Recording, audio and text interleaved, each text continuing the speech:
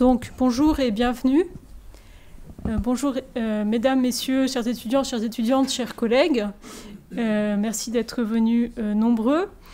Je suis heureuse de vous accueillir dans la quatrième conférence, d'un cycle de conférences qui s'intitule « Composer, écrire et transmettre le Coran au 1er siècle de l'islam ». Donc, ah oui, j'ai oublié de dire, je m'appelle Anne-Sylvie Boiliveau, maître de conférence en histoire médiévale des mondes musulmans à la faculté des sciences historiques de l'Université de Strasbourg. Donc, ce projet est co-organisé par Mehdi Azayez, qui est à l'Université de Lorraine, et Iyas Hassan à l'Université de Lyon 2, et moi-même, donc ici à Strasbourg. À travers ces conférences, donc ce cycle de conférences qui ont lieu à peu près une fois par mois, notre objectif est de présenter les derniers développements de la recherche autour du Coran, en dégageant les enjeux et les oppositions irréductibles, les apports que l'on peut considérer comme définitifs, les zones d'ombre et les questionnements encore ouverts autour de la naissance et de la transmission originelle du corpus coranique. Donc des spécialistes codicologues, philologues, épigraphistes, linguistes reconnus pour leurs travaux, présenteront et échangeront autour de ces dernières recherches. Ce cycle de conférences s'inscrit dans le cadre d'un appel à projet de recherche qui s'intitule « Islam, religion et société », qui est financé conjointement par le ministère de l'Intérieur, par le Bureau central des cultes, et aussi par les ministères de la recherche, et qui vise le soutien du développement de la recherche sur l'islamologie en France. Donc les conférences se tiennent sur trois sites différents, donc à Metz pour l'Université de Lorraine, ici pour notre université, et donc à Lyon. Je vous annonce déjà, avant toute autre chose, que la prochaine conférence aura lieu également ici, ce sera le 30 mars, ce sera M. Hassan Chadi, qui viendra présenter une conférence sur le thème « Les origines du Coran ». Puis il y aura le 9 avril, M. Paul Neuenkirchen, qui y viendra à l'Université de Lorraine présenter ses travaux. Et le 5 mai, également à l'Université de Lorraine, il y aura Mme Jacqueline Chabi, qui viendra également présenter ses travaux. Donc je tiens à souligner l'importance de cette collaboration entre nos trois universités et entre les laboratoires qui soutiennent les différents laboratoires qui soutiennent ce projet, et notamment donc ici Archimède, avec donc le laboratoire ICAR de Lyon et le laboratoire écriture de Lorraine. Donc aujourd'hui, nous avons la chance d'accueillir Monsieur Guillaume Di, professeur à l'Université libre de Bruxelles, qui est professeur d'études islamiques, titulaire de la chaire Islam, Histoire, Culture, Société, cofondateur et co-directeur du séminaire Early Islamic Studies. Alors, ces nombreux domaines de recherche ici focalisent en ce qui nous intéresse sur les études islamiques et sur les études coraniques en particulier. Il a coédité trois ouvrages importants.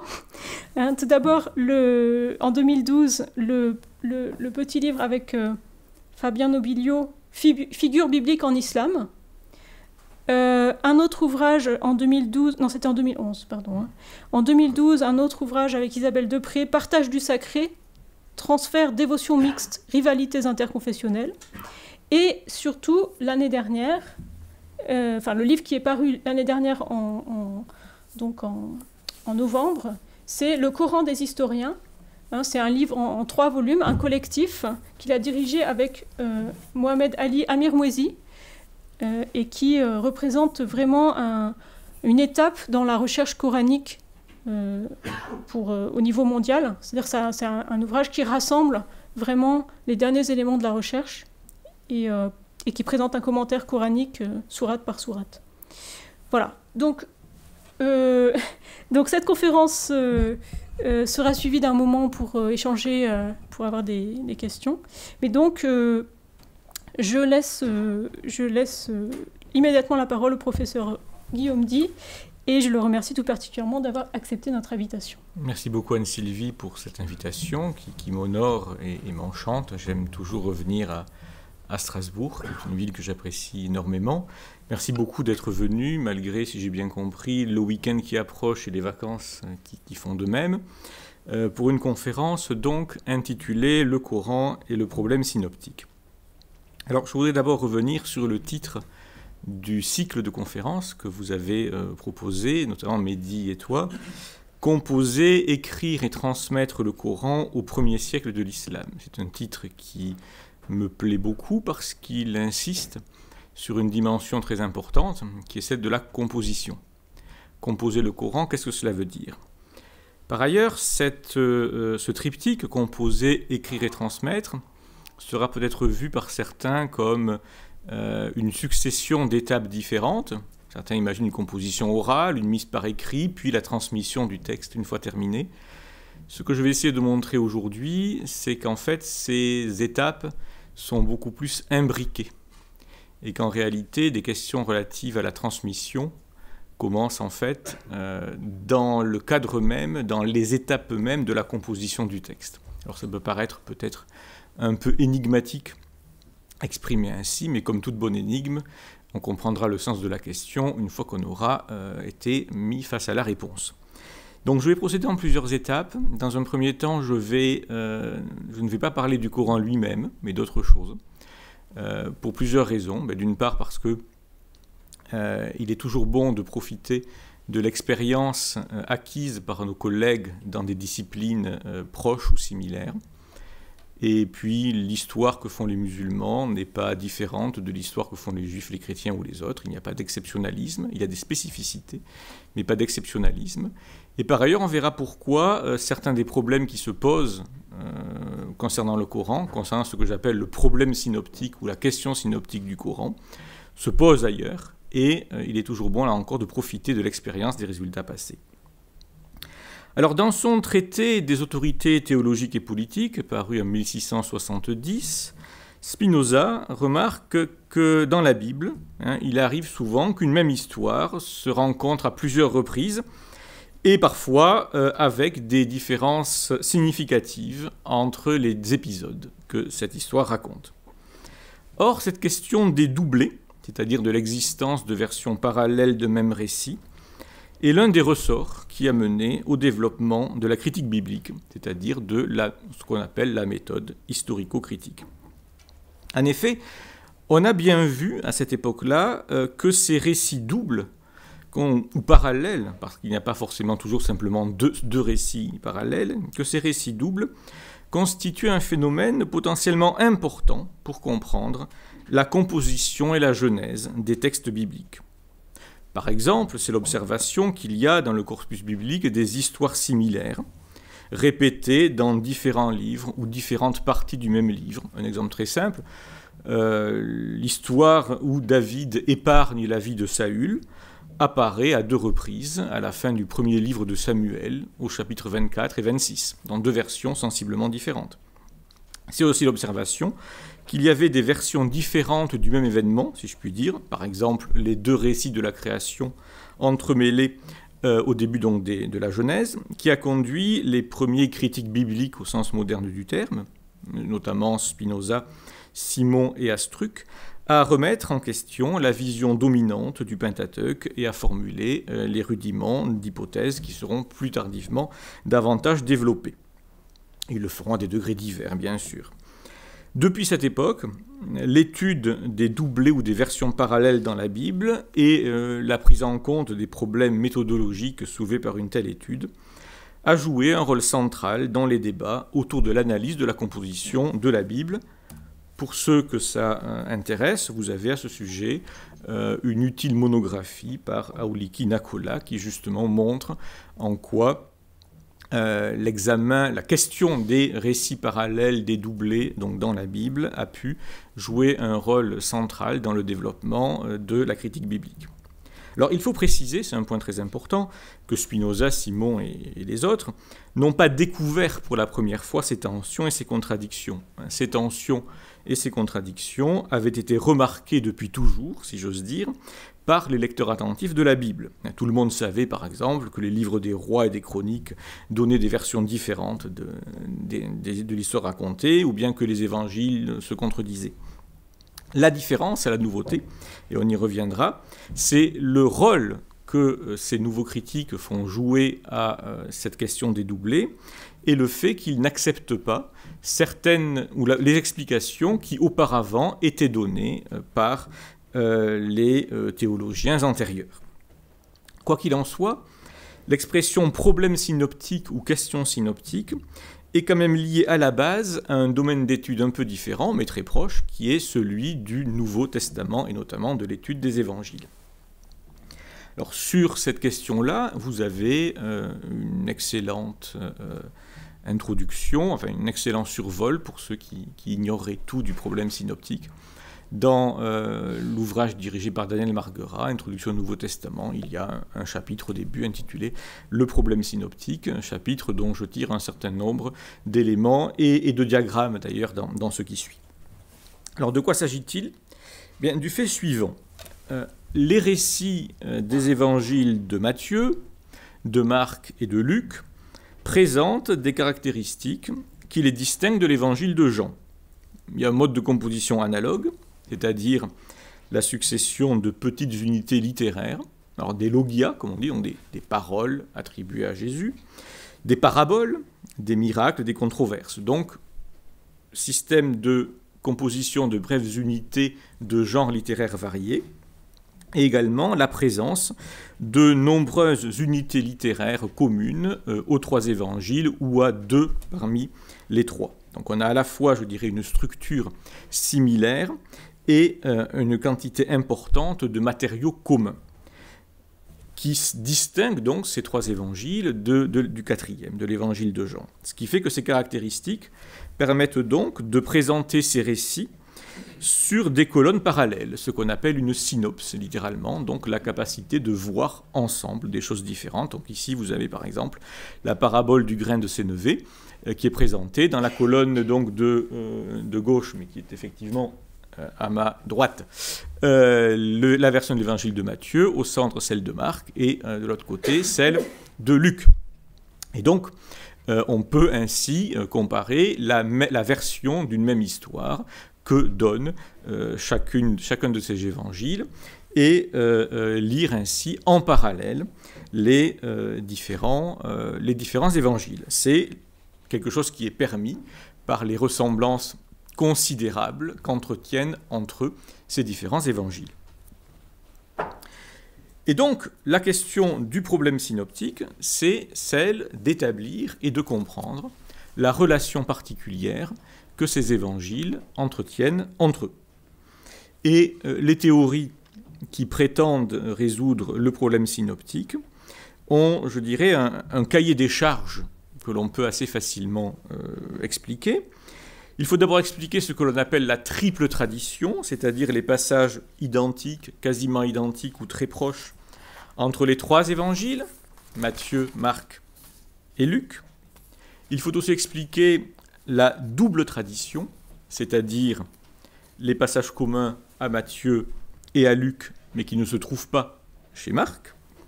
Il faut aussi expliquer les sémitismes dans le texte de Marc. Le grec de l'évangile de Marc est marqué par un nombre considérable de tournures qui apparaissent comme des calques d'aramaïsme et qui, on va dire, torturent un peu la bonne grammaire grecque.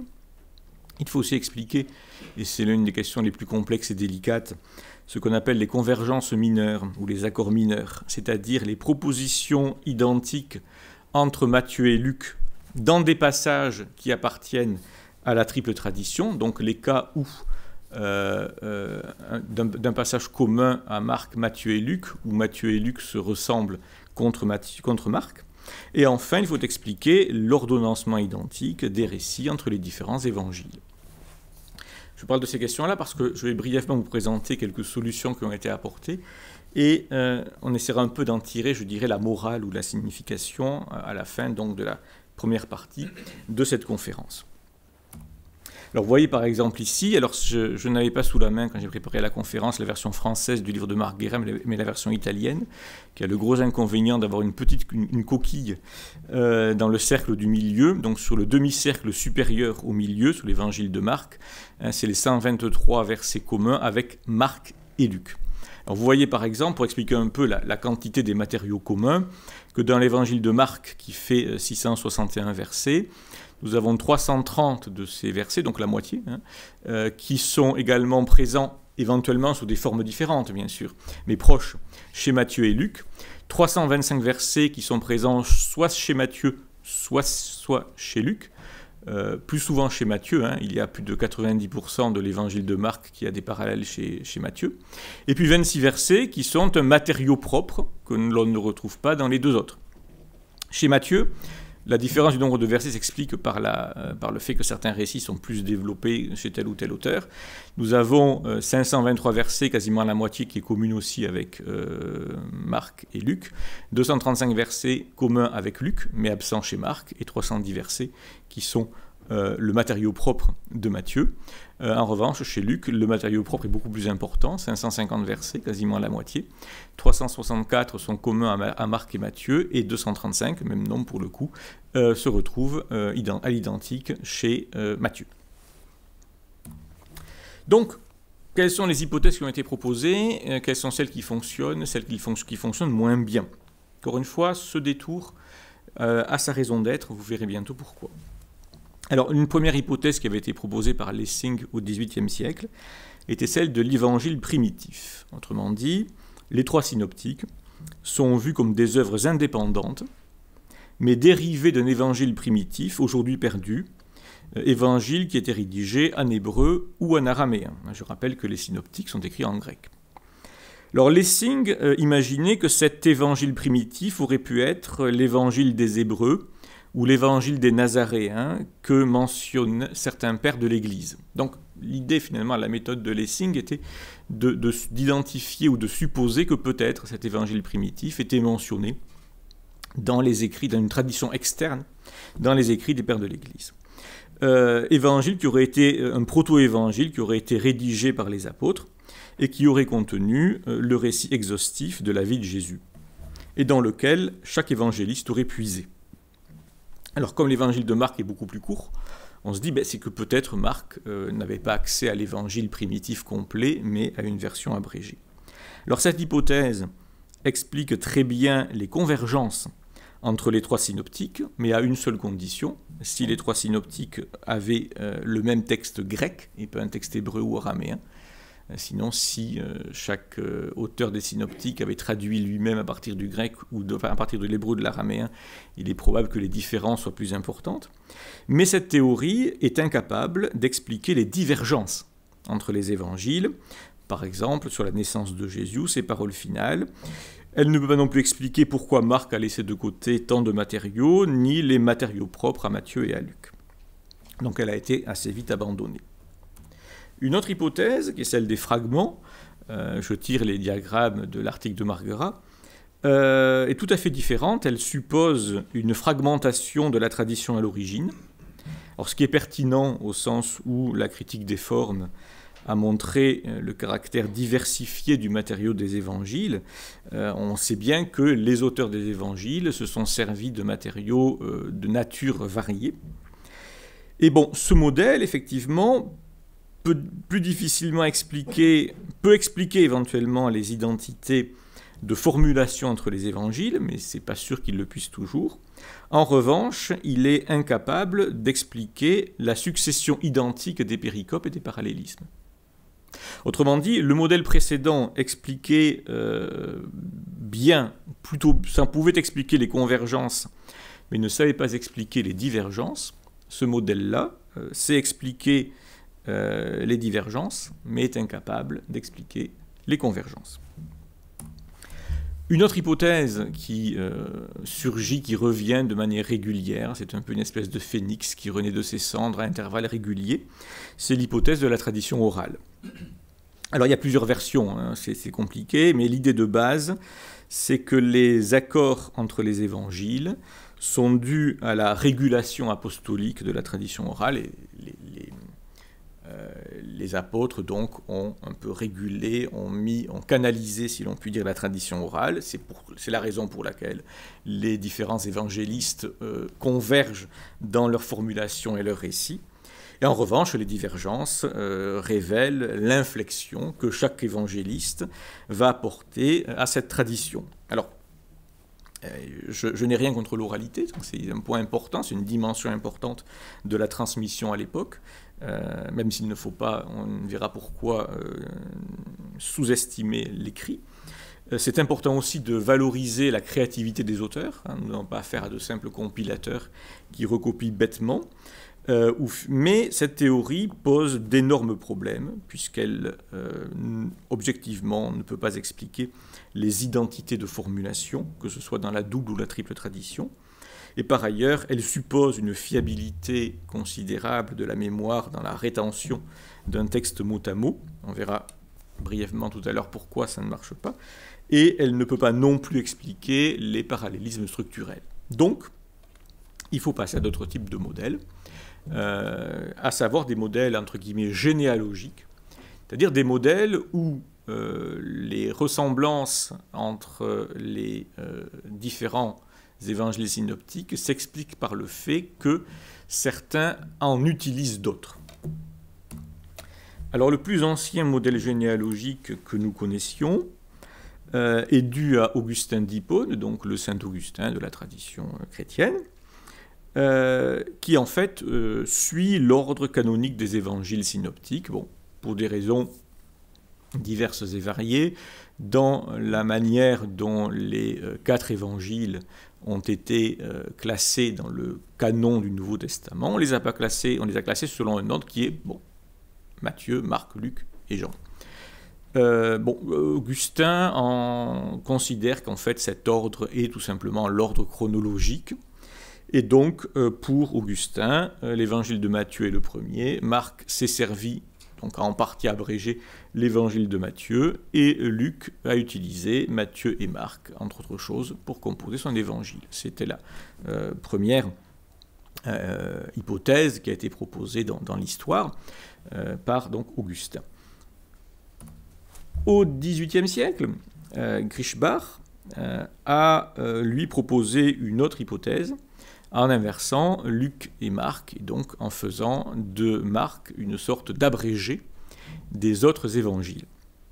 Alors, ça pose énormément de problèmes, notamment parce que on peut se demander pourquoi Marc a laissé tomber une telle quantité d'informations parmi les évangiles précédents. Et on peut aussi se demander pourquoi, finalement, Marc, la qualité du grec est nettement inférieure à ce qui est le cas chez Matthieu et Luc. Mais bon, voilà. C'était les hypothèses qui ont été proposées initialement et qui étaient quand même très liées à la perspective que l'ordre canonique donnait sur les évangiles. C'est-à-dire que clairement, l'évangile de Matthieu, qui pour diverses raisons historiques a, dans l'histoire du christianisme, joué un rôle assez central, l'évangile de Matthieu se voyait reconnaître une primauté, parfois fondée sur certains témoignages patristiques, mais en réalité une primauté qui avait plus à voir avec des considérations théologiques, je dirais, qu'avec des considérations proprement historiques ou littéraires.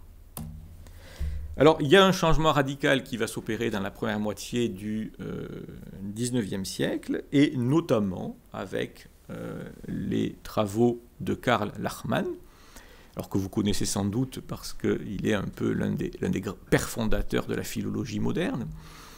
À la base, ce n'est pas un spécialiste du Nouveau Testament, enfin, il travaille surtout sur la littérature latine, grecque et allemande ancienne.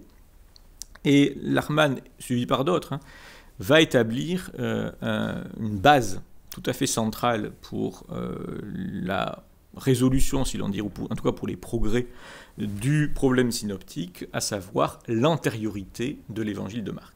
Donc Lachmann, pour des raisons que je ne vais pas vous expliquer en détail, mais je vais expliquer brièvement quand même, établit l'idée que l'évangile de Marc, en fait, est le plus ancien. Alors, il y a des raisons de structure, de récit, de tout un ensemble de raisons, mais Voilà. À partir de Lachmann, la position majoritaire et ultra-majoritaire des chercheurs est que l'évangile de Marc est l'évangile le plus ancien.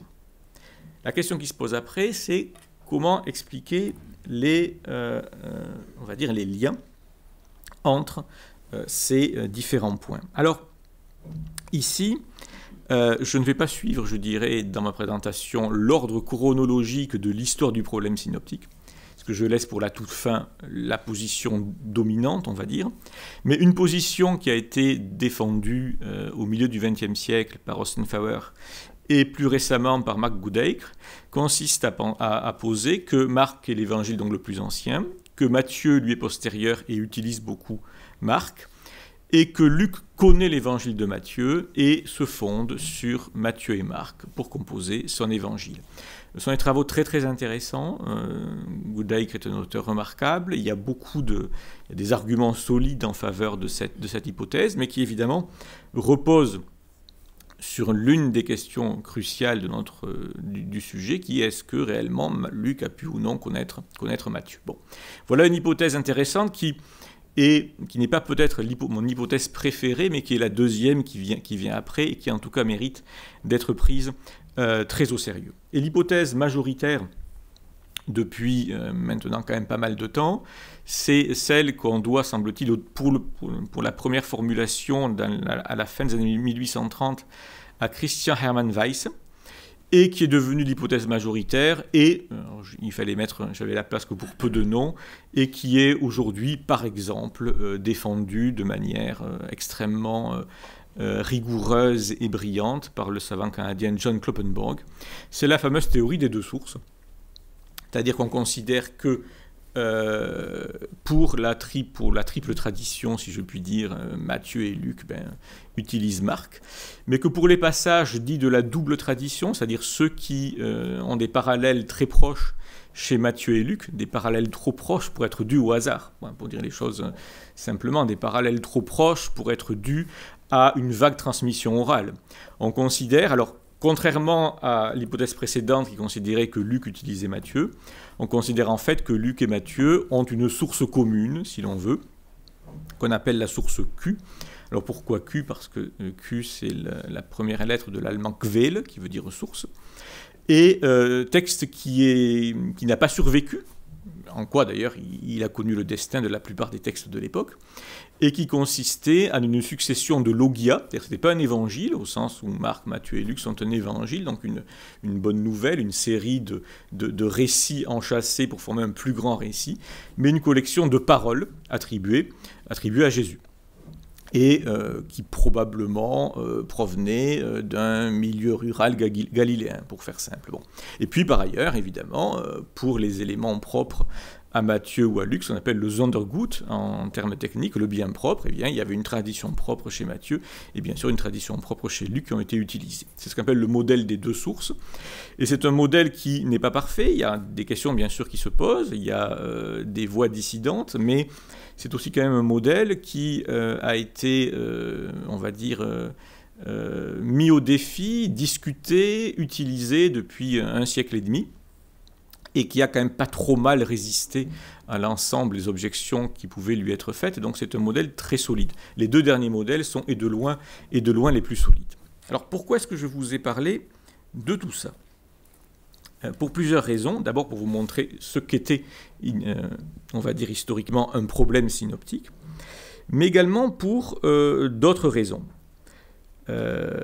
D'abord, la plupart des chercheurs mentionnés, pas tous, mais la plupart, sont des chrétiens, sont des croyants, qui n'ont pas hésité à remettre en question leur tradition religieuse, même si d'autres croyants, l'Église catholique par exemple, restera longtemps tributaire du modèle augustinien, mais ce sont des croyants qui ont fait progresser, qui ont développé cette méthode historico-critique, au besoin avec effectivement, on le sait, avec de grosses tensions avec des autorités religieuses, mais ça a été fait, effectivement, par des gens dont l'objectif n'était pas de détruire la foi, mais simplement de comprendre les textes.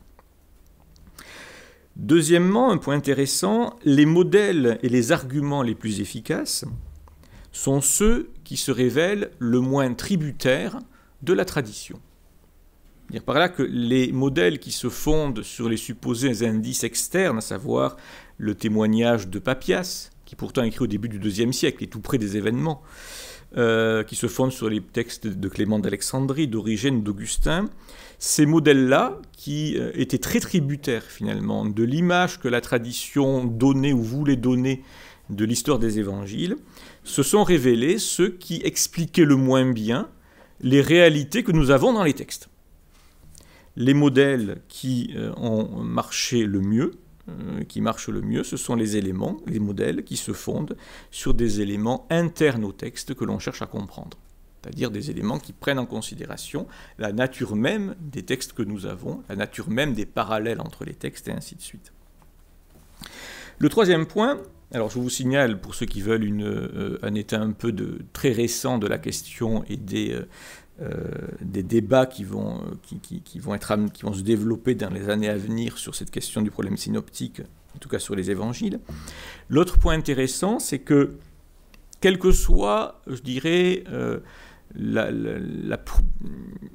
les doutes qu'on peut encore entretenir et les difficultés à parvenir à une solution complète, le problème synoptique s'est révélé un stimulant, un carburant extraordinaire pour mieux comprendre le texte. C'est-à-dire, grâce aux questions et aux approches posées par le problème synoptique, on peut repérer des éléments objectivement présents dans le texte.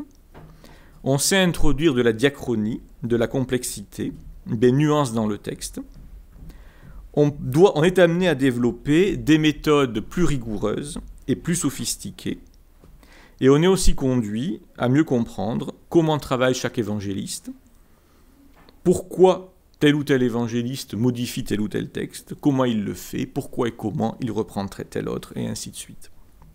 Alors, je vais laisser de côté les questions les plus actuelles qui seront posées, mais simplement, voilà, je voudrais qu'on prenne conscience de la différence, si on faisait un peu d'uchronie, comme on dit, que serait devenue l'histoire de l'étude de la composition du Nouveau Testament si finalement il n'y avait pas eu ce type d'approche du problème synoptique et si finalement on s'était contenté de reprendre les indications données par exemple par Papias. Alors il est assez facile de faire cette uchronie parce qu'en fait les études sur le Nouveau Testament auraient furieusement ressemblé aux études coraniques jusqu'à une date assez récente, puisque c'est exactement le contraire qui s'est passé dans le cadre des études coraniques, à savoir qu'on n'a pas abordé le problème synoptique du Coran avec des méthodes similaires à celles que nous avons dans le cadre des études néo-testamentaires, mais on l'a abordé finalement en se fondant sur quelques éléments que nous avions dans la tradition islamique. Alors, y a-t-il un problème synoptique dans le Coran? Évidemment, oui. Tout lecteur du Coran, même si ce problème se pose légèrement différemment de ce qu'on a dans le Nouveau Testament, mais les différences sont relativement mineures par rapport aux ressemblances. Alors, tout lecteur, je pense, du Coran aura noté que le texte coranique, à de nombreux égards, est un texte répétitif, ce qui n'est ni un reproche, ni un blâme, ni un compliment, un simple constat. Alors cela vaut pour les récits. Il n'est pas rare dans le Coran qu'il soit question de la même histoire à plusieurs endroits du corpus. Par exemple, on y reviendra beaucoup aujourd'hui, l'histoire de la prosternation des anges et du bannissement d'Iblis.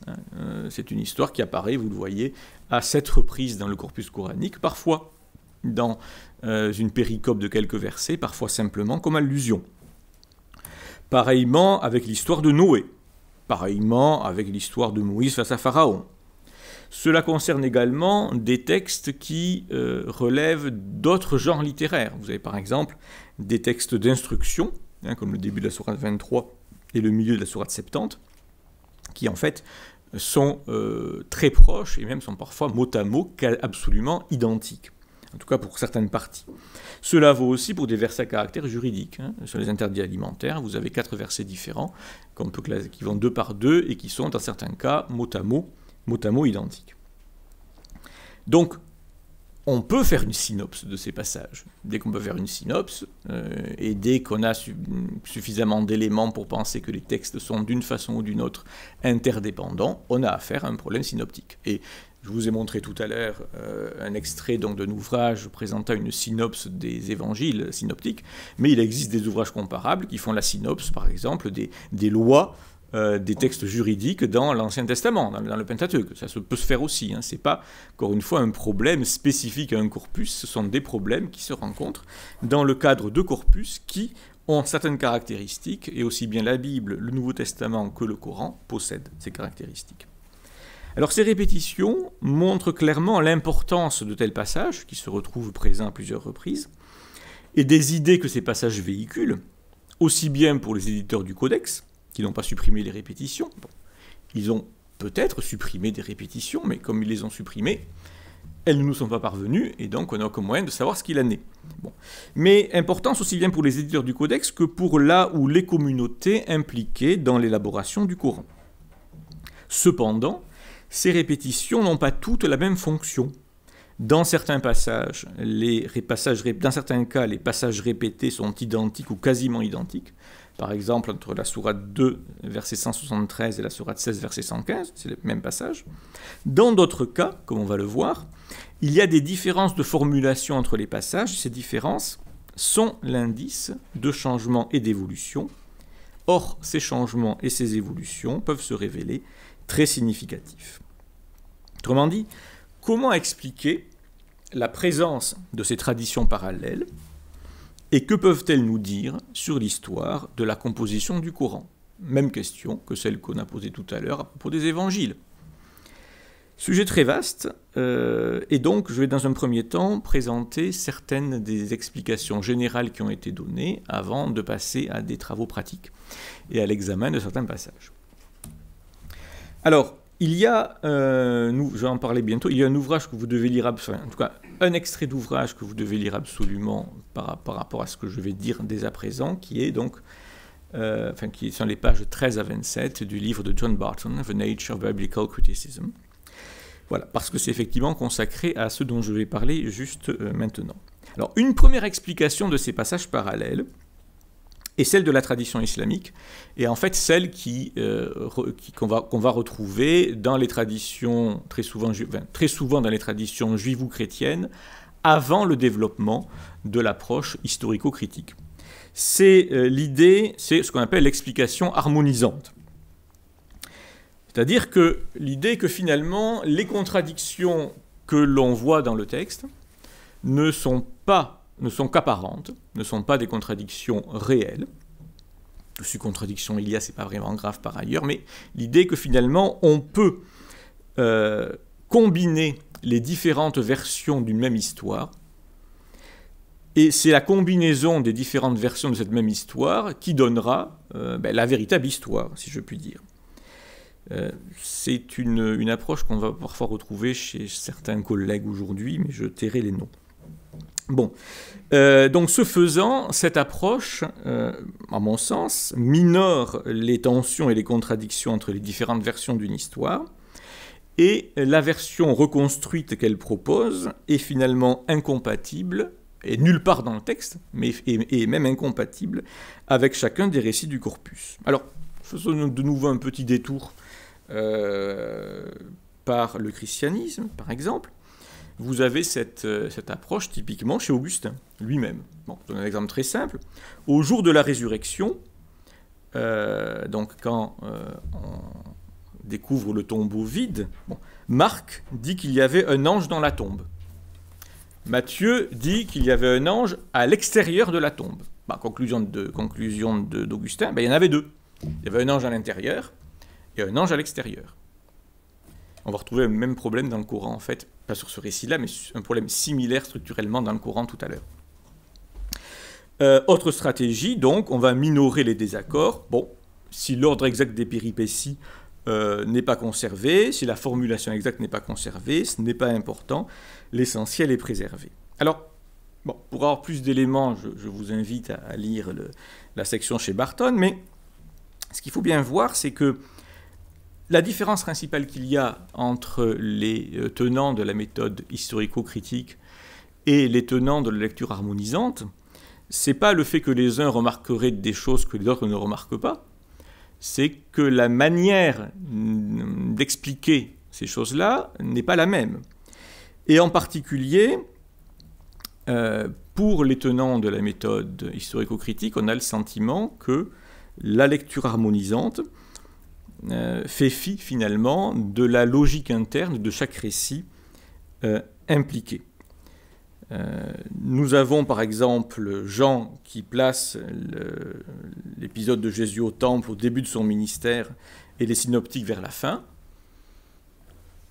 Si on suit une lecture harmonisante, on devra placer l'épisode à 2 reprises, mais le problème qui se pose, c'est que pourquoi les uns n'en parlent qu'une seule fois et les autres qu'une seule? On devra, si on considère que l'ordre n'est pas important et que l'essentiel est préservé, on dira quand même que ça fait quand même une grosse différence que ce soit au début ou à la fin, et ainsi de suite. On doit reconnaître simplement qu'ici, les évangiles se contredisent et qu'il y a une tension, une contradiction entre les récits des évangiles qui, en tant que tels, ne peuvent pas être harmonisés. Voilà donc pour le premier point, et en particulier pour les réserves que nous devons formuler sur la lecture harmonisante. Je donne un exemple très simple, et montrant en quoi il est parfois légitime d'harmoniser au sens où, à la limite, on va utiliser 2 récits complémentaires pour comprendre un récit et une thématique plus large, mais aussi pourquoi on ne peut pas faire de récits simplement harmonisants.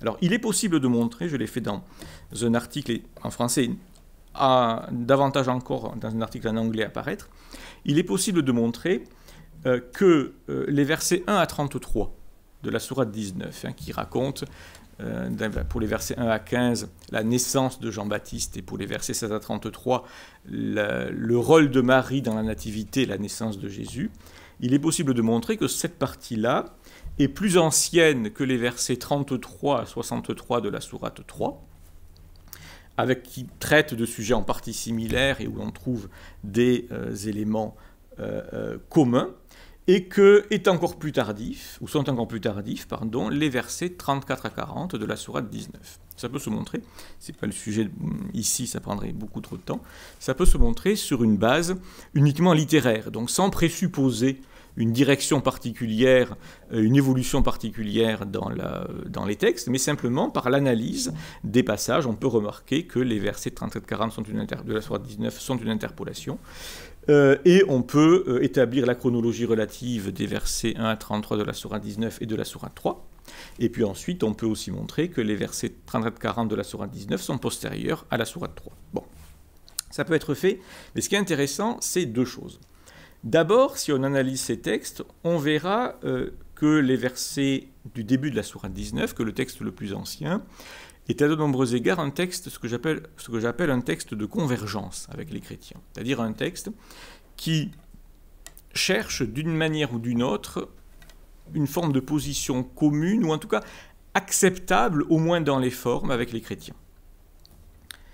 Dans la sourate 3, on continue un peu dans cette logique, même si certaines ambiguïtés de la sourate 19 sont levées d'une manière qui n'est pas encore polémique, mais qui l'est un peu plus. En revanche, les versets 34-40 de la sourate 19 sont résolument polémiques. Alors, il y a un point très intéressant entre les 2 premiers textes chronologiquement que l'on a ici, c'est que le profil de l'auteur est le même. Je veux dire par là que on est incapable de dire objectivement si l'auteur des versets 33-63 de la sourate 3 est le même que l'auteur de la sourate 19, verset 1-33. Ça pourrait être le même, qui peaufine et développe son premier texte. Ça pourrait être un autre auteur qui connaît la sourate 19, verset 1-33, et qui la développe et la peaufine à sa manière, tout en connaissant très bien le même profil que l'auteur de la sourate 19. Comment est-ce qu'on le sait? Mais par exemple, par le fait que dans la sourate 19, au verset 16-22, les traditions du protévangile de Jacques sont très importantes. Or, dans la sourate 3, au verset 33 et suivant, l'auteur va raconter un épisode autour de Marie, qui n'est pas dans la sourate 19, mais qui dépend aussi des traditions du protévangile de Jacques. Donc il va, je dirais, compléter le récit de la sourate 19 à l'aide d'une partie des mêmes outils que l'auteur de la sourate 19 première manière. Et donc en ce sens-là, il y a effectivement la possibilité, pour le coup, d'harmoniser, je dirais, ou de compléter, en tout cas pour une partie, les récits de la sourate 19, verset 1-33, et de la sourate 3, verset 33-63. En revanche, les choses sont très différentes dans le dernier texte, dans le plus tardif, qui est un texte résolument polémique. Et si vous faites une lecture harmonisante, c'est-à-dire en considérant finalement que tous ces textes disent la même chose, vous passez totalement à côté de l'intention même des textes, et notamment de l'intention du premier texte, les versets 1-33 de la sourate 19, qui sont l'indice d'une intention particulière, sans doute liée à un contexte particulier, contexte qui a évolué à un certain moment, manifestement. Et donc, vous ne lisez pas, je dirais, vous lisez finalement les versets 1 à 33 de la sourate 19 de manière anachronique. Alors, un anachronisme qui est fondé, je dirais, sur un passage présent dans le corpus coranique lui-même, mais un anachronisme qui n'en reste pas moins bel et bien réel, puisqu'il met finalement sur un plan à peu près similaire des strates du corpus coranique qui sont différentes. Et si on veut justement pouvoir faire et utiliser le Coran comme un texte, comme une source historique, il faut effectivement ne pas adopter une lecture purement synchronique, mais bien voir l'intérêt que peut avoir une lecture diachronique. Donc ici, là encore, sur des questions aussi sensibles et aussi importantes que justement l'évolution des processus d'identité religieuse, l'approche harmonisante court le risque de donner finalement l'image simplement de ce qu'on trouve à la fin du corpus et de passer à côté de toutes les nuances qui seront présentes dans le corpus lui-même, une fois qu'on le lit, je dirais, un peu à rebrousse-poil, ce qui est le propre de l'historien. L'historien est un rabat-joie, donc il lit les textes à rebrousse-poil, mais c'est comme ça qu'on arrive à tirer des textes, des informations très substantielles. Alors une autre explication qui peut être proposée concernant les liens entre différents passages parallèles est celle qu'a proposée John Wansbrough dans ses Quranic Studies.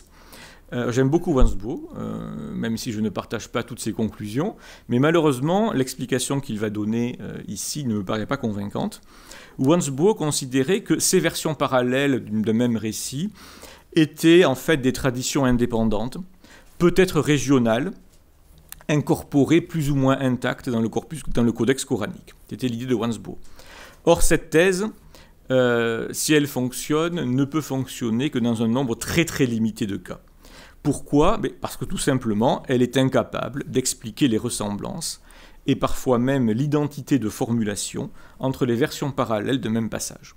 Autrement dit, pour dire les choses, je dirais d'une manière digne de Monsieur de la Palisse, l'idée de traditions indépendantes est par définition incapable d'expliquer l'interdépendance manifeste de passages parallèles du Coran.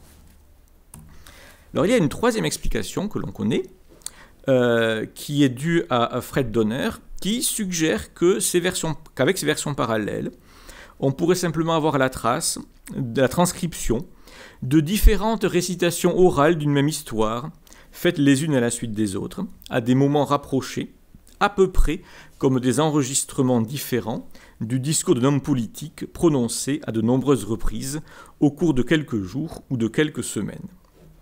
Alors c'est vrai que l'utilisation d'un stock de formules variables, l'adaptation du récit à son contexte, le fait qu'une composition orale soit partiellement improvisée à partir d'une trame déterminée, et le fait que deux performances ne soient jamais tout à fait identiques, pourrait peut-être expliquer les divergences entre différentes versions d'une même histoire. Alors même si on ne sait pas trop si Donner veut dire c'est le même discours quasiment, mais retenu ou sténographié différemment par des personnes différentes, ou est-ce que c'est le même discours prononcé par la même personne, mais avec quelques variations liées, on va dire, à l'improvisation orale éventuelle que l'on peut rencontrer. Alors, je vais être un peu trop rapide par rapport à ce que je voudrais montrer, mais on va voir par la suite pourquoi à la suite d'autres collègues, je ne suis pas le premier à le faire, pourquoi je rejette cette explication. En fait, elle soulève des difficultés considérables. D'abord, elle part du principe que tous les textes examinés, donc tous les textes parallèles qui nous intéressent, relèvent du genre de la prédication orale, et presque du genre du sermon. Or, ce n'est pas systématiquement le cas. Alors non seulement parce qu'il ne s'agit pas toujours de prédication, de sermon, peut y avoir des textes, des hymnes par exemple, ce n'est pas la même chose qu'un sermon. Il y a aussi des textes juridiques, ce n'est pas la même chose qu'un sermon. Mais aussi parce que pour les versions relevant des sourates plus longues, l'hypothèse d'une composition écrite, sans le passage par une composition orale, apparaît nettement plus plausible. Ça a été montré par une collègue que je cite rarement, mais par Angelika Neuwirth. De plus, dans de nombreux cas, et c'est un point sur lequel je vais revenir en détail avec quelques exemples, aussi bien la nature des ressemblances que la nature des différences entre versions parallèles ne plaident pas en faveur de l'hypothèse proposée ici. Les ressemblances sont en effet souvent trop proches pour s'expliquer autrement que par la référence à un texte écrit. On sait que les différences, si vous voulez, si vous avez des performances orales différentes d'un même récit, on aura rarement, on le sait par diverses études, des identités mot à mot. Par exemple, il est très rare qu'on retienne mot à mot identiquement plus de 16 mots à la suite. On aura en revanche des modifications stylistiques plus importantes, un ordre éventuellement différent. On va examiner quelques textes parallèles maintenant, on verra pourquoi l'explication la plus plausible est celle en fait où le texte le plus récent utilise une version écrite du texte le plus ancien. Je vais vous parler maintenant, on va se focaliser un peu sur l'histoire de la prosternation des anges devant Adam et donc du bannissement du diable, d'Iblis. Alors c'est un récit qui apparaît, auquel il est fait allusion 7 fois dans le Coran. Donc c'est un récit important qui apparaît sous diverses formes. Vous connaissez l'histoire, Dieu crée Adam, ordonne aux anges de se prosterner devant lui. Tous les anges se prosternent, sauf Iblis qui refuse. Et qui explique qu'il a été créé de feu, alors qu'Adam a été créé d'argile ou de boue, et donc il est supérieur à Adam, et Dieu le bannit, le maudit, le bannit du paradis, et juste après, Iblis négocie avec Dieu, ça apparaît dans certains récits, pas tous, la permission de tenter l'homme jusqu'à la fin des temps. Alors c'est un récit qui est à la fois un mythe étiologique et protologique, un mythe étiologique au sens où il est destiné à donner, à expliquer, à donner les causes d'une situation particulière présente, qui est l'existence du mal, tout simplement. Le mal vient de l'action du diable, et donc, c'est à cette fin, entre autres choses, il y a d'autres éléments, mais l'élément central, c'est ça, et un mythe protologique au sens où il se déroule au tout début de l'histoire, au moment de la création. Alors, c'est une histoire, je le précise, qui, en fait, n'est pas dans la Bible, mais existe bien avant le Coran. Donc, elle est une histoire, comme on dirait, parabiblique. Hein. Si certains vous disent que l'Adam coranique n'est pas biblique, ou n'est pas... que la biblicisation de l'Adam coranique vient après, non. C'est évidemment bel et bien dans le texte coranique, on n'invente pas. Alors, le texte le plus ancien que nous ayons, c'est la vie d'Adam et Ève, qui a été composé, on pense en général, à la fin du 1er siècle de notre ère, qui est un texte juif, au départ. Donc, voici l'histoire. Vous verrez... Se lamentant, le diable dit « Adam, toute mon inimitié, mon ressentiment et ma jalousie vont vers toi, puisqu'à cause de toi, j'ai été banni et privé de ma gloire. » Donc, vous voyez l'idée, pourquoi est-ce que le diable tente l'homme? Pourquoi est-ce que le diable en veut à l'homme? Eh bien, le mythe de la prosternation des anges est là pour l'expliquer, parce que c'est à cause de la création de l'homme que le diable a été expulsé du paradis. Et vous trouvez ici, dans la réponse, donc dans le dialogue entre Adam et... alors c'est écrit en grec, traduit en différentes langues, et notamment en latin, date ancienne, et je vous ai mis la version de la vie latine. Et donc, quand vous voyez le récit, hein, dans le dernier paragraphe, quand Dieu insuffla en toi, donc à Adam, l'esprit de sa vie, et que ton visage et ta ressemblance furent faites à l'image de Dieu, Michel, donc l'un des anges, t'amena pour que je t'adore à la vue de Dieu. Et le Seigneur dit, voici Adam, je l'ai fait à notre image, à notre ressemblance. Michel appela tous les anges en leur disant, adorez l'image du Seigneur Dieu, etc. Michel l'adora en premier, par contre le diable ne l'a pas adoré. Alors, ce type de récit qu'on a dans ce qu'on appelle les apocryphes existe en pas mal de versions, et vous avez par exemple un autre texte dans la caverne des trésors, où là on a un autre récit avec des différences, même aussi des différences par rapport au Coran, mais avec là ici l'idée que le diable qui est fait de feu et d'argile ne doit pas adorer, de feu et d'esprit ne doit pas adorer l'homme qui a été fait d'argile. Alors cette histoire qui est très intéressante, c'est que cette histoire de la prosternation des anges, au départ dans la vie d'Adam et Ève, elle apparaît dans un texte juif, mais cette histoire va être assez vite marginalisée dans les milieux juifs. En revanche, elle va être, les chrétiens vont se l'accaparer, je dirais, avec gourmandise, pour des raisons assez évidentes, puisque Adam apparaît comme un antétype de Jésus, du Christ. Et donc, on va retrouver cette histoire, alors dans les reprises chrétiennes de la vie d'Adam et Ève, comme la vie latine d'Adam et Ève, dans la caverne des trésors, qui est un texte syriaque du VIe siècle, mais entre-temps, dans l'Apocalypse de Sédrac, les questions de Barthélemy, également chez les pères syriaques ou autres, c'est une histoire qui est racontée souvent, réellement, hein, dans les récits chrétiens. À tel point, d'ailleurs, qu'à la fin de l'Antiquité, on le voit dans le Talmud, les Juifs vont proposer un contre-mythe, si je puis dire, puisqu'ils vont développer dans le traité dans Sanhédrin une autre histoire, qui est la suivante. Quand Dieu a créé Adam, donc il a fait d'Adam une créature magnifique, exceptionnelle, immense, hein, dans la tradition juive, et pas que juive d'ailleurs, Adam est un être immensément grand. Et devant donc la beauté, la perfection de la création d'Adam, les anges se sont dit « Ah, mais c'est Dieu !» Et donc les anges s'apprêtaient à se prosterner devant Adam. Voyant cela, et pour éviter que les anges ne commettent un sacrilège, Dieu fait s'endormir Adam.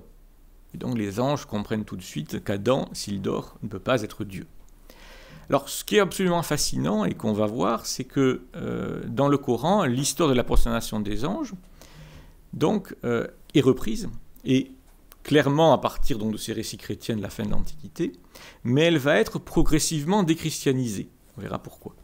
Autrement dit, on a, avec l'épisode de la prosternation des anges, une histoire qui apparaît dans un milieu juif de la fin du 1er siècle, qui passe de mode dans les milieux juifs, mais en revanche devient extrêmement centrale et importante pour les chrétiens de l'Antiquité. Face à cela, les Juifs mettent en place un contre-mythe par rapport à cette histoire. Le Coran, quant à lui, va reprendre cette histoire et progressivement, au fur et à mesure qu'il la raconte, il va légèrement, plus ou moins la déchristianiser, si je puis dire. Donc voilà comment une histoire se révèle particulièrement intéressante pour comprendre le fonctionnement des identités religieuses. Alors, parmi les différentes versions de l'histoire qui existent, on peut considérer, sans risque de se tromper, que les deux plus anciennes sont celles de la sourate 38 et de la sourate 15. Je laisse de côté tous les arguments qu'on peut apporter, je donnerai à la fin de la conférence quelques références bibliographiques. Et donc ces deux récits sont les plus anciens, et ils sont par ailleurs très proches. On peut les mettre dans deux colonnes parallèles, ce que je fais ici. Alors je l'ai préparé en arabe, en transcription, mais on va le faire sur le texte français. Alors ce qui est en gras, c'est ce qui est ajouté, enfin, pour diverses raisons, la sourate 15 est sûrement un peu plus tardive, mais la question est délicate, mais on peut penser ça quand même. Donc ce qui est en gras, c'est ce qui a été ajouté dans la version de la sourate 15 et qui n'est pas dans la sourate 38. Ce qui est en italique, c'est les éléments qui sont différents entre les deux sourates, et puis ce qui est en droit, c'est ce qui est mot à mot identique. Je dis bien mot à mot identique. Donc, les versets 26-27 sont sûrement ajoutés dans un second temps. Donc, quand ton Seigneur dit aux anges, le « et » ici, ouais, en arabe, dans la sourate 15, verset 28, est aussi là pour connecter le récit à ce qui a été ajouté précédemment. Et quand ton Seigneur dit aux anges, je vais créer un mortel, Bachar, d'une argile. Alors, le mot argile, j'ai repris l'action de Blacher pour argile dans les deux cas, mais le mot est différent dans les deux récits. Une argile dans la sourate 38, une argile tirée d'une boue malléable dans la sourate 15. Quand je l'aurai harmonieusement formé et aurai insufflé en lui de mon esprit ou de mon souffle, ruh, Rappelez-vous, dans le récit de la vie latine d'Adam et Ève, il est aussi question, comme dans la Genèse évidemment, de la création d'Adam avec le souffle de Dieu. C'est ce qui fait d'ailleurs qu'Adam est l'image de Dieu. C'est que Dieu lui a insufflé son esprit ou son souffle.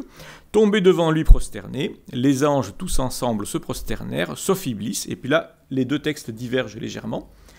Qui refusa d'être avec ceux qui se prosternent dans la sourate 15, qui s'enfla d'orgueil et fut du nombre des infidèles. C'est dans la sourate 38. S'ensuit un dialogue, vous voyez, qui est au niveau du sens très proche, au niveau du contenu un peu différent. On va retrouver ensuite la même idée mais exprimée différemment entre la sourate au verset 76 de la sourate 38 et 33 de la sourate 15. Les versets suivants sont identiques, sauf que nous avons au verset 78 de la sourate 38 ma malédiction, l'arnati, alors que nous avons la malédiction, l'arna, dans la sourate 15. Ça pourrait être lié éventuellement à des aléas de la transmission manuscrite, là c'est pas une différence considérable. Les deux versets suivants sont mot à mot les mêmes, et ça continue ainsi pendant pas mal de temps. Ensuite, sur la fin par contre, la sourate 15 est un peu plus développée, et c'est là qu'on a quelques arguments qui pousseront à penser que la sourate 15 est un peu plus tardive. Il semble que la sourate 15 cherche à préciser un certain nombre de choses et à désambiguiser, si je puis dire, une question qui était laissée assez élusive dans la sourate 38, à savoir, il faut bien préciser que si le diable peut induire en erreur, c'est effectivement que tout dépend en fait clairement de la volonté de Dieu et que la capacité que le diable a à tenter l'homme et à induire en erreur certains et à ne pas en induire d'autres, c'est quand même tout ça la conséquence directe, et ce n'est possible que parce que cela dépend de la volonté de Dieu. Bon, on peut développer les choses, mais nous avons là deux textes donc parallèles. Qu'est-ce qu'on peut dire sur ces deux textes ? Il y a des choses qu'on ne peut pas dire. Par exemple, il est impossible de savoir, objectivement, si c'est le même auteur qui a révisé son texte, ou si c'est un deuxième auteur qui a repris le texte précédent et l'a très légèrement modifié selon les besoins selon ses intentions, je dirais, théologiques ou homilétiques. Par contre, il y a une chose qu'on peut affirmer de manière très claire, c'est que la dépendance, que ces deux textes sont interdépendants, c'est-à-dire que ce ne sont pas deux textes qui ont été composés sans que le second ait connaissance du premier. Je crois que c'est absolument impossible d'imaginer cela. Et il n'y a pas besoin de poser par ailleurs une source commune. Et les identités de formulation, les formulations identiques verbatim, va totalement contre une transmission orale ou une tradition orale. On a affaire plutôt à la reprise et la réécriture d'un texte qui avait été composé et mis par écrit avant qu'il soit recomposé. Une chose que l'on peut faire et que j'aime bien faire, c'est ça c'est pour le texte arabe. Prenez ce qui est probablement le second texte. Donc ce qui est en droit, c'est le texte commun, ce qui est en gras, c'est l'ajout, ce qui est en italique barré, c'est ce qu'il y avait dans la version première et qui a été réécrit, mais qui a connu une réécriture dans la version plus tardive, et ce qui est en italique, c'est la réécriture, donc ce qui a remplacé ce qui est barré. Eh bien, si vous voyez le texte, vous voyez à quel point, d'abord, les réécritures apparaissent dans des endroits très précis. Elles sont vraiment disséminées d'une manière qui n'est pas régulière, mais qui dépend vraiment d'endroits très précis où il y a eu de légers changements. Elles sont logiques entre elles. Par exemple, effectivement, ça va passer par systématiquement le remplacement de certains termes déjà utilisés. Il y a une quantité invraisemblable de termes mot à mot communs, et ainsi de suite. Bon, donc ça, ce sont des exemples qui permettent aussi de voir comment, vraisemblablement, et ça peut se faire sur la base d'ailleurs d'une feuille manuscrite, parce que le texte de la sourate 38 tient sur une page, hein, c'est pas un texte très long. Concrètement parlant, ça peut se faire ainsi. Comment donc l'auteur de la sourate 15 a retravaillé le texte de la sourate 38. Et donc là, l'idée qu'on aurait affaire à deux recensions identiques, deux recensions différentes d'un même discours, paraît relativement peu plausible à mon sens. Alors, pour ceux que ça intéresse, l'article suivant de John Kloppenborg, qui à la base porte plutôt sur la question des paroles de Jésus, du lien entre la source Q et les évangiles de Matthieu et Luc, mais fait référence à un nombre considérable d'études, justement sur la transmission orale et sur le genre de divergence que l'on va trouver dans la transmission orale par rapport à la transmission écrite. Expérience de psychologie cognitive à l'appui. Avec notamment une référence très intéressante à un article de notre collègue April de Koning, qui est spécialiste de l'histoire du christianisme, et dont l'article pourrait être, je dirais, aussi intéressant pour les gens qui s'occupent de la tradition islamique. Des expériences de psychologie, donc, faites avec ses étudiants, à qui elle donnait une sorte de fausse parabole, très brève, et à qui elle demandait, une fois qu'il l'avait entendue, de la mettre par écrit juste après, puis de la remettre par écrit une semaine ensuite, et ainsi de suite. Et on pouvait très bien voir quelle était la nature de la rétention de la mémoire, la nature des modifications que la mémoire implique, et la nature de ce qui était retenu, et la quantité de ce qui était retenu, et de ce qui ne l'était pas. Bon. Et là-dessus, c'est quand même quelque chose de très très intéressant pour aussi bien pour l'histoire des débuts du christianisme que celle des débuts de l'islam.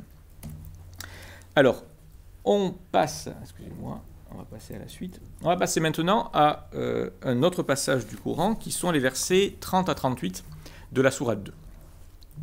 Alors pour simplifier, pour que pédagogiquement ce soit plus facile à suivre, c'est la version la plus tardive. Je vous le dis dès le début, comme ça, ça sera plus facile à suivre. Il est évident que, avant de le dire, on fait tout un travail de comparaison.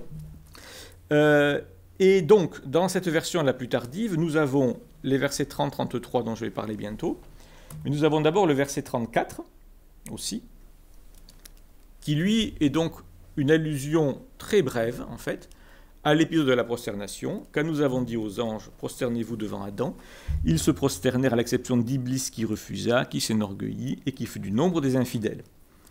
Si vous comparez tous les passages parallèles dans cette histoire que nous avons ailleurs dans le Coran, vous voyez que l'auteur de la sourate 2 a combiné en fait la version de la sourate 38 et celle de la sourate 20 ou bien de la sourate 15 en enlevant la suite de la sourate 15. Il y a eu clairement un choix particulier qui a été fait pour reprendre, pour harmoniser les formulations que nous avions dans la sourate 38 et d'un côté et dans les sourates 15 et 20 de l'autre. Alors, ce qui est intéressant, c'est que dans les sourates 38 et 15, qui sont les deux versions les plus anciennes, il est dit que Dieu a insufflé en Adam de son esprit. Ce qui est en fait une explication implicite de la raison pour laquelle les anges doivent se prosterner. Les anges doivent se prosterner pour la bonne et simple raison que Dieu a insufflé en Adam de son esprit, autrement dit, Adam est à l'image de Dieu. Je sais que la théologie musulmane postérieure rejette cette idée de l'imago Dei, mais en fait, clairement, que veut dire être créé à l'image de Dieu? C'est précisément avoir cette création avec le fait que Dieu a insufflé en Adam de son esprit. Ce qui est intéressant, c'est que dans les sourates 17, 18, 7 et 20, la mention de Dieu insufflant de sa création en Adam disparaît.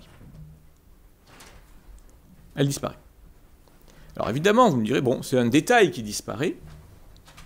Vu l'importance de cette mention dans le récit original, je ne dirais pas que c'est forcément un détail. Donc c'est sans doute, c'est en tout cas quelque chose de potentiellement très significatif. Le problème, c'est que si vous enlevez cette idée-là, la raison pour laquelle les anges doivent se prosterner, autrement dit, ce qui fait que Adam est supérieur hiérarchiquement aux anges, disparaît. Or, dans la sourate 2, nous avons, juste avant le verset 34, une explication possible, pour le coup tirée de légendes juives. Autrement dit, rappelle-toi quand ton Seigneur dit aux anges, je vais placer sur la terre un vicaire ou un lieutenant, khalifa. Y placeras-tu quelqu'un qui sèmera le scandale et répandra le sang, alors que nous, les anges, on le sait, leur tâche principale, c'est de louer le Seigneur.